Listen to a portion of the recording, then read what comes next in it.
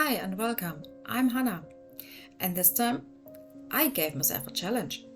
I tried a new method with my colored pencils. Do you know the artist Bonny Snowdon?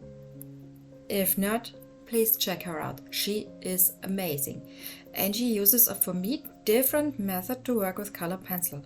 She doesn't use a solvent. She only layers with her pencil and blends with pencils. And I wanted to try that out. I thought, how could that be difficult? Okay, lesson learned. So follow me on my adventure and learn with me. The start of the portrait was actually the same as every time. I start out by evaluating where the lights and the darks are and mix my pencils on the paper. That's the beginning. So far, so good. One thing I learned that I find really helpful is you actually don't need always a solvent to work with to mix the pencils. A cotton bud will do. On Pastelmat Paper, color pencil behaves really a bit like pastel. Not completely, it's not as malleable as pastel, but a bit, and you can blend without solvent. I find that really nice. For the finer areas later on you see me use a paper stump for the finer areas. When I use black, I often like to tint the color with something else. In this case, I use indigo, just to deepen up the color. It gives them more saturation and more depth. To preserve the highlight in the eyes, I used an indentation tool and made markings in the eye, as you can see in the left corner. I don't know, but I don't like it that much. It didn't work that well. I mixed my colors in the eyes. It's experience. Just try it out. Play with your colors. It will get easier over time. And don't break your neck over a special color. Color is not that important. Nobody will know if the hue is perfect or the shading of turquoise in the eye is exactly the same. It's not that important.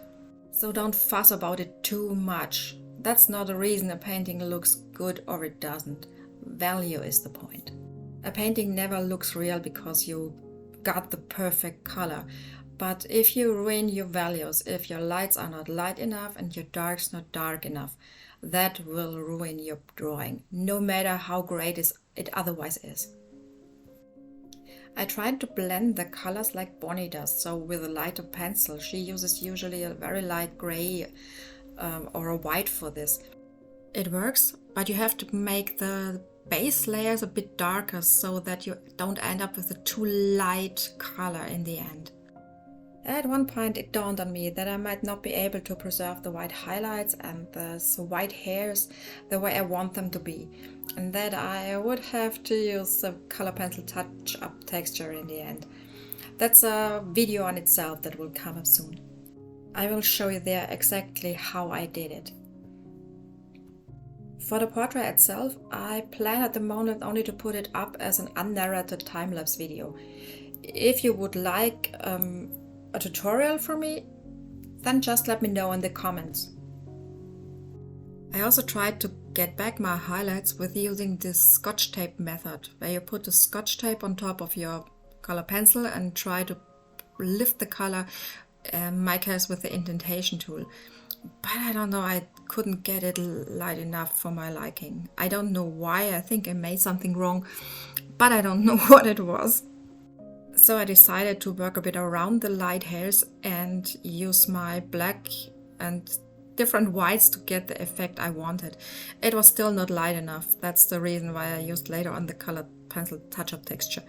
Who came up with that name? When using this method on a Pastelmat paper, be careful. Because you can blend the color pencil easily with a paper stump or a cotton bud, that also means you can smudge it pretty easily. Guess how I know? That's a bit a downer for me.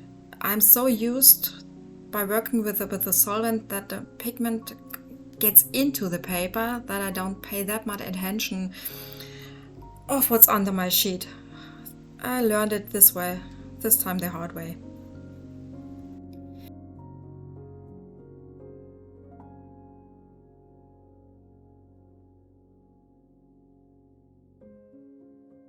So, what are the pros and cons for me for working with colored pencil without a solvent? The biggest plus for me is that you don't have to wait till your paper is dry after you used solvent. That's a big thing, because that can take hours. And I like that you can mix and blend colors with a paper stump or a cotton bud. That's just amazing. What I don't like that, at least at the moment, because I don't have a lot of experience with this method, I can't get enough layers on the paper to achieve the color saturation I want. It's not deep enough, but I think that's something you can work on. It takes time, like everything new. And it obviously works for Bonny and a lot of other artists, so that's only my problem, I think.